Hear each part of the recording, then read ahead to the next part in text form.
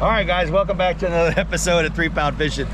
Back on home lake. Today what we're going to talk about is the art of casting to these fish that are in transition right now. So a lot of great fish. Fish are biting right now, which is fantastic. So I know a ton of fish are going to go in the boat. But we're going to talk about casting. I've got all my new setups. All my 10 footers are now in the boat. And those are the brand new Pro Series reels. Guys, if you don't know yet, the Pro Series reels just came out. They're loaded up. They are a size 150, so really small, and just the way I like it. Just the way I like it. So you can see that all my 10 footers have those. Check them out. Here's a box, a brand new one. I'll show you. I'll show you a little bit about that later. But we're gonna go through everything I use, everything I'm thinking about, how far I'm staying away from the fish during this transitional period. Very important. We're in early October, so yeah. It's important, right? So casting. So let's do it. We're gonna catch some fish, put a ton of fish in the boat. It's a great time of the year to get out here and fish. So here we go.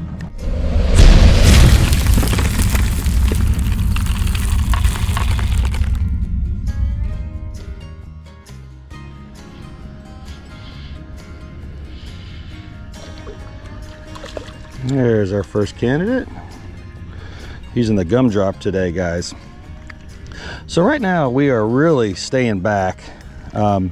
Just got out here too, so nice solid eater right there. We're gonna let them go, of course. But right now I'm focusing more on a 1/32 ounce jig head with a number 7 split shot. And again, I'm always using Comet, a really small diameter. I get probably the biggest question I always get about my braid is, do you tie it straight to the jig? And yes, I do, all the time. I don't use a leader whatsoever. The visibility of my lake is 4 feet, so use that as a reference point. But again, I always tie straight to my jig. I'm trying to be as efficient as I can, and obviously a hair jig allows me to do that, but so does tying straight to the jig.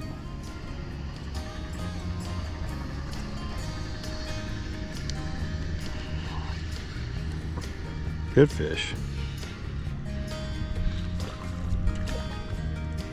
Solid fish, guys. All right, guys, that was an awesome fish right there. I'll go through the whole setup and everything, but there's a solid fish. Fall's awesome. Just got out here, got 2 in the boat already. And that's a fish that's just starting to really eat, man. That's freaking fantastic. Might keep him for pictures. All right, so let's talk about casting and within the transition. These fish are definitely going to start moving. They typically are moving to a shallower kind of structure. I always target spawning areas, looking back at those areas, and as they're making their way in. Right now, they're on my lake, they're kind of in the deeper areas, heading that direction, and so you're kind of catching them before they get there. Water temperature is sitting around 77 degrees, which is fantastic.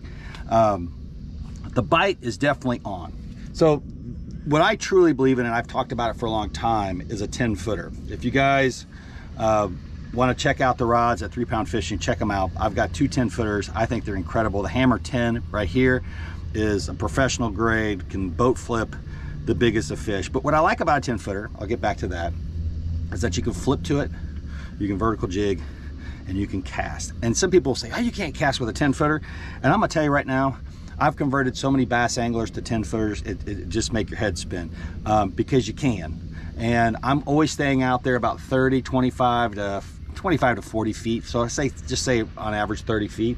And I'm casting, I'm just flipping this 10 footer. Makes it so easy. I flip it out there, retrieve it really nice and slow, and you can feel absolutely everything on it. We also have the Striker 10, which is what I believe I was fishing with earlier, and both fantastic rods. Now, that's that new reel, nice and small, enough line on there to get you through weeks of fishing, but it's a 150 size.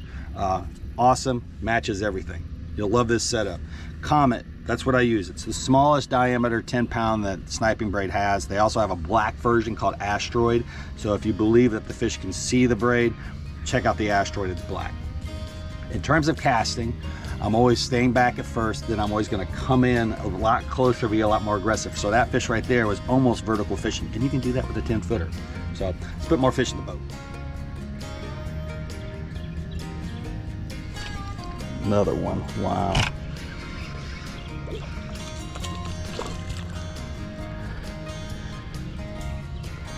You gotta love it, guys. You just gotta love it. Fall fishing. Guide trips are going great, by the way. Got a bunch scheduled up. We still have available dates in both October and in November, but not a lot in October. But I always tell people to reach out and just check the dates. The number, I'll give it to you, is 618-694-5162.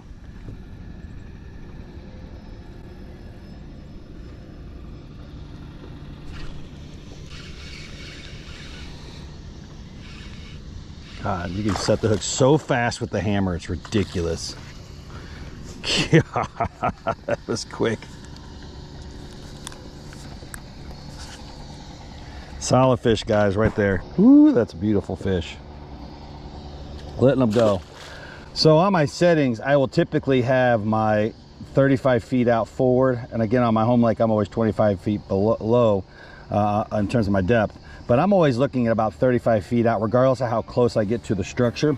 So with a 10-footer, of course, like we talked about, I'm able to kind of vertical jig this if I wanted to. I can pitch it out just like this. Is kind of a standard thing that I'll do, and because they're down there all the way down there in the dirt, just a little bit extra. And now I'm just holding on to my braid. I'm just holding on to my braid with my finger, and I'm just feeling for anything through that braid. And again, it's such a small micro diameter, you can feel everything if they decide they want to come up and chomp on it. Now we're trying some plastics right now, so who knows if it'll happen. But the other thing I want to point out too is that the split shot, I try to keep that about 15 to 18 inches above the bait. No matter what bait I'm using, that's how far I'm trying to keep it. If it slips down any closer to that, I feel like it can be a distraction to the fish. The art of casting to fish in transition, and these fish are definitely in transition.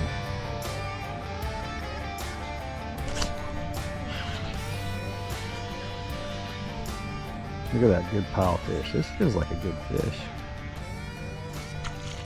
We always boat flipping with that 10-footer. Bam!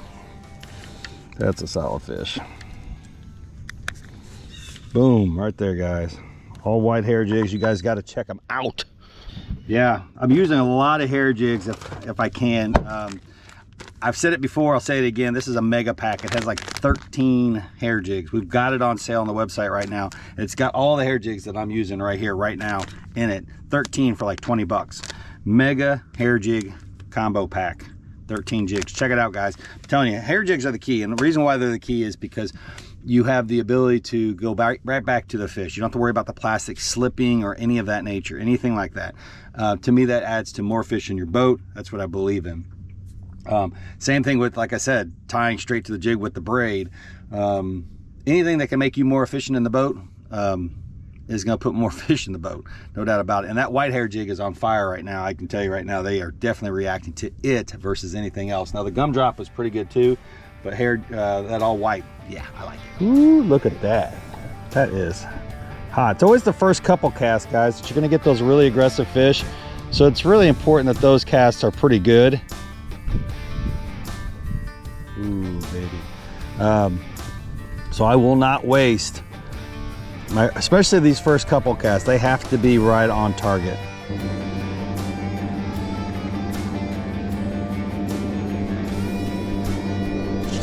Boom.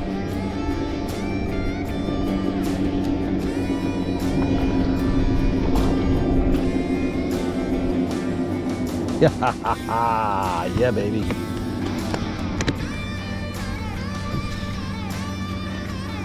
Slab. We're gonna let it go. Hey guys, check out the reels, check out the Striker 10, beautiful combination right there. The reels are very excited about that, high quality, man. Love the size of the actual handle itself. A 5:2 ratio. Check it out, guys, appreciate you. That is awesome. Take it easy, guys.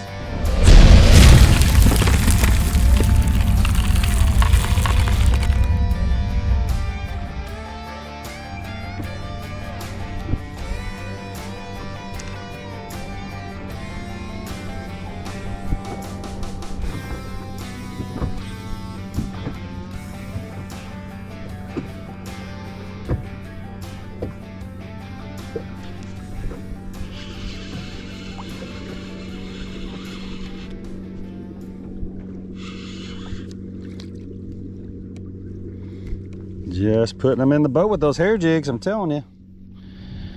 That mega pack is awesome.